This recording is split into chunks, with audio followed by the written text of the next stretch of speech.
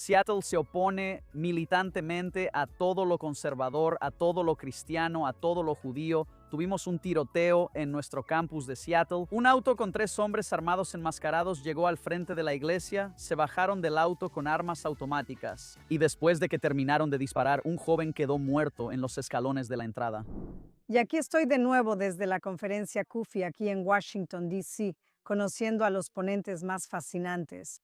Una de las estrellas del evento aquí en CUFI es el pastor Russell Johnson, líder de la Pursuit Church de Seattle. Bienvenido a Quad Interviews. Pastor, ¿cómo está? Bien, gracias por invitarme. ¿Cómo ha sido la conferencia para usted este año? Ha sido genial. Sabe, creo que esta es mi tercera vez asistiendo y tuve el privilegio de convertirme en el presidente estatal de Washington de Cristianos Unidos por Israel. Y este es un tema que me apasiona y ya sabe, es divertido reunirse aquí cada año porque uno se da cuenta de que hay más personas contigo que en contra de ti. Absolutamente. Quiero decir, como judíos sentimos eso. Estamos en territorio hostil y cuando venimos aquí es como un cálido abrazo. Pero tal vez compárteme un poco sobre tu trayectoria. ¿Cómo te convertiste en una pastora pro-Israel? ¿Siempre fue parte de ti o llegaste a esa convicción con el tiempo y estás en Seattle? Eso es un territorio bastante hostil para cualquier cristiana evangélica. Estás en una de las ciudades más liberales de los Estados Unidos y del país. Cuéntanos un poco sobre tu propia trayectoria. Sí, crecí en el hogar de un ministro. Ambos padres tenían experiencia en el ministerio, trabajando ya sea en educación cristiana o como pastores. Y crecí viendo al pastor John Hagee predicar en la televisión. Así que ni siquiera sabía que había cristianos que no apoyaban a Israel hasta mucho después en mi vida, porque así fue como nos criaron. Y por supuesto, a medida que crecí, fui a la escuela, hice mi posgrado y mi doctorado, uno desarrolla sus propias conclusiones, uno desarrolla sus propias convicciones. Pero mientras lo hacía, lo único que pasó conmigo fue que me volví más firme en el tema. Creo que es imposible que leas las escrituras y llegues a cualquier otra conclusión que no sea esa. Dios ha hecho una promesa que piensa cumplirle a la nación de Israel y al pueblo judío. Así que ya sabes, crecimos en ese contexto y luego, a través de mi educación, mi propio crecimiento, mis propios estudios, solo se confirmó aún más la forma en que fui criado. Pero tuve la fortuna de tener voces como la de Hagee y otras que influyeron en algunas de esas etapas formativas de mi vida. Y sí, ya sabes, Seattle está, ya sabes, radicalmente en contra de todo lo conservador, de todo lo cristiano y de todo lo judío. Y nosotros encajamos en esas 3 categorías. Am, pero creo que por eso es tan importante que iglesias como la nuestra y organizaciones como CUFI sigan alzando la voz, porque si no lo haces, dará la impresión de que ya no queda gente buena en la lucha. Y en realidad sí los hay. Y creo que gracias al trabajo de CUFI y otras organizaciones, la gente está recibiendo la capacitación, la educación y la exposición a los hechos reales de lo que dicen las escrituras y lo que está sucediendo en el mundo, para ayudar a fortalecer su confianza al ser un defensor abierto de Israel y del pueblo judío. Eso es increíble, pero no ha sido fácil para ti en Seattle. Y de hecho tienes una historia bastante horrible que contar sobre un intento de asesinato en tu contra que terminó matando a uno de tus feligreses. Tal vez puedas contarnos un poco sobre eso. Sí, el año pasado tuve el privilegio de hablar durante unos minutos en esta conferencia. Y por supuesto, fue uno de los momentos más destacados de mi vida ministerial y terminé volando de regreso a Seattle. Y aproximadamente un mes después tuvimos un tiroteo en nuestro campus de Seattle, en uno de nuestros servicios vespertinos. Un auto con 3 hombres armados enmascarados llegó al frente de la iglesia. Se bajaron del auto con armas automáticas y empezaron a disparar a las personas que estaban formadas, preparándose para entrar a nuestro servicio religioso. Y después de que terminaron de disparar, un joven quedó muerto en los escalones de la entrada junto a su esposa e hijo. Y eso es, ya sabes, de lo que están hechas las pesadillas. Es una llamada que ningún pastor ni rabino quiere recibir. Nunca quieres escuchar esa noticia. Es el peor de los casos. Así que estábamos en shock, tratando de averiguar qué hacer, cómo recuperarnos de esto y cómo trabajar con las autoridades. Y es, ya sabes, simplemente un escenario de pesadilla. Y luego, como 3 días después, empezaron a llegar amenazas de muerte contra mi esposa y contra mí. Pero seguramente a ustedes era a quienes querían atacar desde el principio. Sí, creo que nuestra iglesia, a medida que hemos crecido, ahora tenemos 4 campus, alrededor de 5,000 personas que consideran Pursuit su hogar espiritual. Sabes, ciertamente a medida que el perfil de la iglesia ha crecido, nos hemos encontrado recibiendo cada vez más tipos de ataques agresivos, ah, ah, el lenguaje agresivo, amenazas y acciones de personas que odian nuestra visión del mundo, odian nuestras alianzas, odian a nuestro Dios u odian nuestra política. Y entonces, ya sabes, hemos recibido amenazas antes, pero piensas, son solo personas hablando en Internet, eso es lo que la gente hace. Y luego cuando este joven adulto fue asesinado, como que nos cayó el 20, como que esto es real. Y luego, 3 días después de que empezamos a recibir las amenazas de un número desconocido, empezaron a mandarme mensajes de texto. Te mandaban mensajes diciendo, Esto es lo que te pasa por dirigir una iglesia amante de los judíos. así que te estaban atacando por tu apoyo a los judíos y a Israel. Sí, y amante de los judíos, promotor de la mezcla racial. Supongo que tienes un grupo diverso. Sí, especialmente en Seattle, ¿sabes? O sea, Seattle es una ciudad internacional y la universidad tiene decenas de miles de estudiantes de todos los rincones del mundo. Así que simplemente por el hecho de, ya sabes, la ubicación geográfica de donde está nuestra iglesia, es una congregación internacional. Y empezamos a recibir estas amenazas una tras otra. Esto es lo que te pasa. Vamos por ti después. Si sigues hablando de estas cosas, si sigues mencionando estos temas, lo que le pasó a él te va a pasar a ti. Y tú tienes varios hijos. Sí, tenemos 3 hijos pequeños, mi esposa, y jamás en 1 millón de años pensé que tendríamos que estar lidiando con esto. Eso no es así. Así que tomamos la decisión de que no solo no íbamos a dejar de hablar de estos temas, sino que íbamos a alzar más la voz. Íbamos a ser más audaces en nuestras alianzas.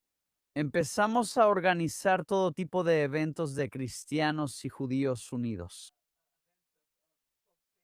combatiendo el antisemitismo que se ve en los campus universitarios, combatiendo los campamentos de Hamas que están ocurriendo en propiedad de la ciudad. Yo solo dije, sabes, soy muchas cosas, pero no soy un cobarde, y no hemos llegado hasta aquí solo para llegar hasta aquí. Así que si el hecho de que defendamos a Israel es suficiente para provocar amenazas de muerte contra nuestra vida, eso es una luz verde de Dios, que se supone que debemos esforzarnos más que nunca antes. Esa es una forma bastante valiente de ver las cosas, pastor. ¿O alguna vez atraparon al tipo que mató a tu feligrés? No lo atraparon, sí. Hasta hoy, el caso sigue sin resolverse. Nuestra iglesia ofreció una recompensa de $50,000, $50,000 por información que lleve a su arresto. Sabes, mi familia terminó teniendo que ser evacuada de nuestra casa 3 veces diferentes. Pasamos casi todo el verano en casas de seguridad en ubicaciones no reveladas. Y, ya sabes, en una situación así lo tomas un día a la vez, pero tuvimos que tener esas conversaciones difíciles. Creo que como iglesia y como familia, simplemente decir, oye, si esto nos cuesta la vida, aún así vale la pena decir la verdad. Decir la verdad a una cultura construida sobre mentiras es un acto revolucionario. Y yo no me apunté a esto solo para arrodillarme ante la turba o complacer, ya sabes, a los progresistas que están irritados porque tenemos una plataforma y tenemos una voz. Dios me ha hecho una voz, no un eco, y tengo la intención de seguir siendo ese tipo de voz en Seattle.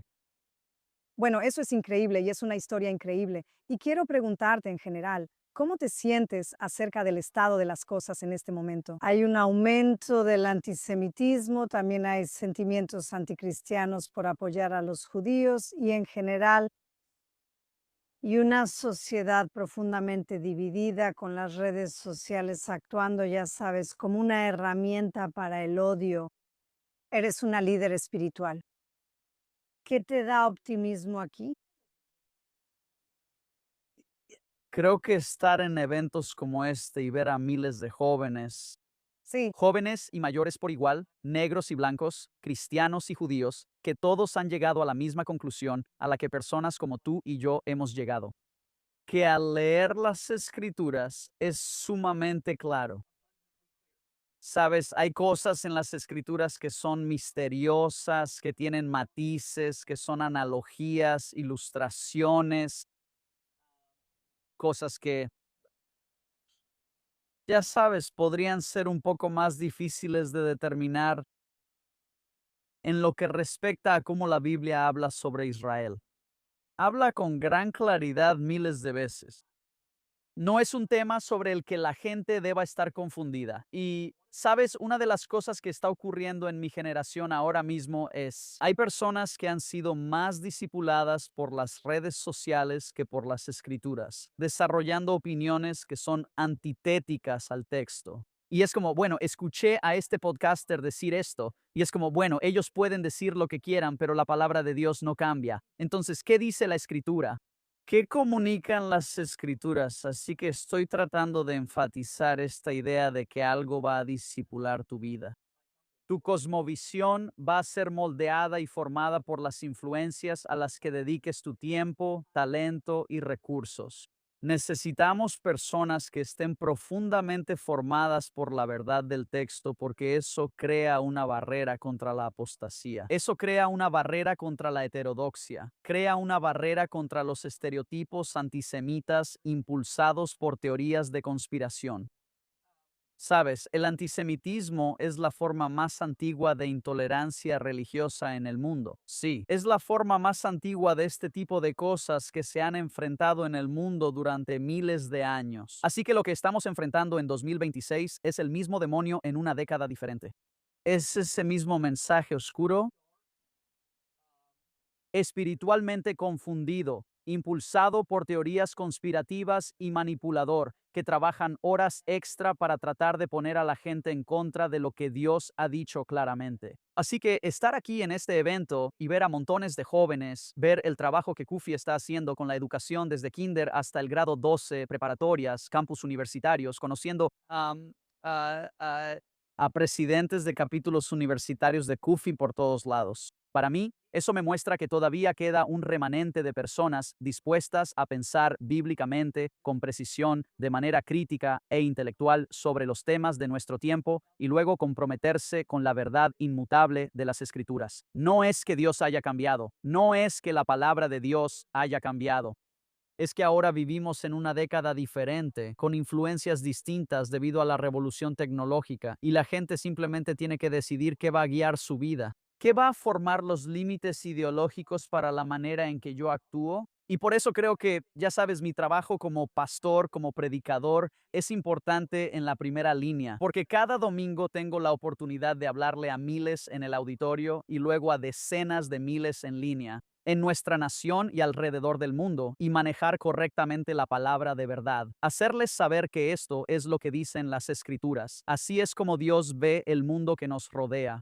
Y luego, al hacerlo, llamar a la gente a responder ante ese estándar, porque ese estándar no es político, ¿sabes? Esto no es un asunto de derecha contra izquierda, esto es correcto contra incorrecto. Esto es luz contra oscuridad. pero esos detractores están hablando como cristianos. Correcto. ¿Cómo entiendes lo que están tratando de hacer? ¿Es que simplemente lo han entendido mal o lo están manipulando deliberadamente? Sí, creo que es más lo segundo que lo primero. ¿Sabes cómo la mitad del Nuevo Testamento está escrita para combatir las falsas enseñanzas de personas que dicen ser cristianas pero no conocen a Cristo? La mitad del Nuevo Testamento. Correcto. Y entonces ya sabes, estas son las cartas del apóstol Pablo, estas son las cartas a las primeras iglesias en el primer siglo. Él está diciendo, oye, cuidado con esta enseñanza. Cuidado con este gnosticismo, cuidado con esta herejía, ya sabes, cuidado con esta media verdad. Y entonces yo veo a algunas de estas personalidades bastante boconas que realmente están usando el cristianismo como tapadera para blanquear mensajes anticristo. Están usando mi religión como una fachada falsa, como un caballo de Troya. Dicen, soy igual que tú. Sí, no, soy uno de ustedes. Y en realidad, sabes, has sido engañado por estas personas. Y yo soy realmente el que te va a traer la verdad. Pero la realidad es que cuando tienes un conocimiento de la historia, los mismos estereotipos antisemitas que viste en la Alemania nazi son los mismos estereotipos antisemitas que ves hoy en día. Es lo mismo de siempre, se repite una y otra vez. Y, sabes, espero que lo que podamos hacer ahora es reconocer esto antes de que llegue y empezar a construir la defensa diciendo, oye, vamos a involucrarnos en estos temas. Sabes, la gente ya no predica como lo hacía John Hagee cuando yo era niño. Muchos pastores nunca tocan estos temas, no hablan sobre Israel. Piensan que no es popular y creen que podrían perder a sus jóvenes. Sí, creo que les preocupa la reacción negativa. También creo que sienten que es un tema controversial y no quieren causar problemas, o sienten que no tienen suficiente educación o formación teológica para responder esas preguntas, para hablar de los matices. Sí. Y para mí, yo digo, no tienes que tener un doctorado en teología para poder abrir la Biblia y ver lo que Dios dice sobre la nación de Israel y su primogénito, el pueblo judío. No tienes que poder hablar hebreo o griego con fluidez para leer lo que dice el texto y llegar a una conclusión lógica. Así que siempre estoy animando a los pastores y predicadores que están en ese grupo de menores de 40 años. Les digo, tienen que hablar de estos temas porque si no lo hacen, las personas que están sentadas en sus congregaciones van a ser discipuladas por voces nefastas. Exactamente. En línea o Dios sabe dónde más. Sabes, estuve con un grupo de pastores en Jerusalén hace unos meses y un pastor en realidad me preguntó, dijo, es un tema tan impopular, ¿qué hago? Y le dije, bueno, si te consideras un líder espiritual, tienes que liderar. Así es. No puedes no hablar de algo, no liderar en un tema solo porque es incómodo o porque tienes miedo de que la respuesta no sea lo que quieren escuchar. Una líder, una verdadera líder, no hace una encuesta antes de liderar. Ellas lideran. Y entonces podrías tener seguidores y luego algunas personas podrían irse o incluso no estar de acuerdo contigo. Correcto. Pero tu deber es hacerlo público. Bueno, y si algo como los ataques terroristas del 7 de octubre no es suficiente para mover a alguien de las gradas, sí al campo de juego para decir, oye, necesito hablar sobre estos temas. Necesito ayudar a mi congregación o a mi comunidad a pensar críticamente sobre los temas de nuestro tiempo. Si algo como el 7 de octubre no puede motivar a alguien a hablar sobre estos temas, sabes, básicamente no sirves para nada. Y entonces, ya sabes, para mí es como sí, el liderazgo requiere que le digas la verdad al poder y que estés dispuesto a decir cosas impopulares a veces. Si eso no es lo que quieres hacer, ve a vender helados. Sí, haz otra cosa. Sí. Pero no estoy haciendo una encuesta de popularidad el domingo por la mañana para decir, oye, levanta la mano si realmente apoyas a Israel. Y si puedo conseguir que la mayoría de la gente esté de acuerdo, entonces voy a enseñar sobre estos temas. Sí, ha habido personas que se han ido de la iglesia porque no les gusta mi postura sobre Israel, pero he ganado mucho más de lo que he perdido. Y la gente que se ha sumado han dicho, hermano, hemos estado buscando a alguien con el valor de predicar sobre estos temas. Y también hemos hecho mucho trabajo en Seattle y más allá, tratando de reunir también a la comunidad judía mientras hacemos eventos conjuntos, estando juntos. Es increíble. Y sabes, es curioso porque cuando hablo con líderes judíos, en muchos sentidos, ellos están trabajando para tratar de abordar los mismos problemas en algunas de sus sinagogas. Es como, oye, Ellos también tienen problemas con la comunidad joven. correcto. Y entonces, ya sabes, algunos de ellos me han dicho, ¿qué? ¿Eres más pro Israel que nosotros? Y yo les digo, pues sí, únete, ya sabes, únete al equipo. Hagamos esto juntos porque este es el tema que define nuestra época y cada vez se vuelve más determinante. De verdad lo es. Y dime, ¿crees que tu iglesia está creciendo? Y por lo tanto, las personas que están en los márgenes, los que odian, en realidad solo son los que hacen más ruido, pero no son muchos. ¿O sientes que es ambas cosas? Quiero decir, creo que desde una perspectiva cuantitativa, incluso algunas encuestas públicas han mostrado que ha habido una creciente, ya sabes, una creciente división en muchas personas de la derecha en cuanto a cómo ven el tema de Israel, la ayuda exterior y la intervención militar. Y ciertamente hay algunos números que están cambiando, pero es como el viejo dicho, el que no chilla no mama. Lo que tienes representado en lo que yo llamo como Podcastistán son voces fuertes con una gran plataforma y grandes personalidades que hacen todo lo posible por acaparar la atención en el espacio mediático para, ya sabes, blanquear sus opiniones. Y por eso creo que plataformas como estas son tan importantes porque ya sabes, cosas como la tecnología, el Internet y las plataformas de comunicación son moralmente neutrales. Adoptan la moralidad del usuario. Así que si las ondas de radio, los podcasts y diferentes estrategias de comunicación van a estar dominadas por voces ruidosas que no saben de lo que hablan, que son antitéticas a los valores en los que creemos realmente, los valores de la civilización occidental. Bueno, entonces usemos esas mismas estrategias y esas mismas plataformas para hacer una voz aún más fuerte, más inteligente y moral que hable con claridad sobre estos temas. Amén. Quiero decir, no puedo pensar en este momento en una voz más fuerte y más moral que la tuya. He visto cómo das un sermón y realmente es electrizante. Y puedo entender por qué tu iglesia sigue creciendo. Y desde nuestra perspectiva como israelíes y judíos, te debemos una enorme gratitud por apoyarnos en un momento en que no es popular, por habernos dado una experiencia correctiva después de cientos de años de estar solos, por ayudar a reparar la relación entre cristianos y judíos que ha pasado por tanto, pero ahora estamos en otra etapa. Y realmente por ser uno de los únicos amigos que nos quedan en este momento de la historia. Así que Dios te bendiga, pastor, por todo el trabajo que haces, que Dios te proteja a ti, a tu familia y a tu comunidad.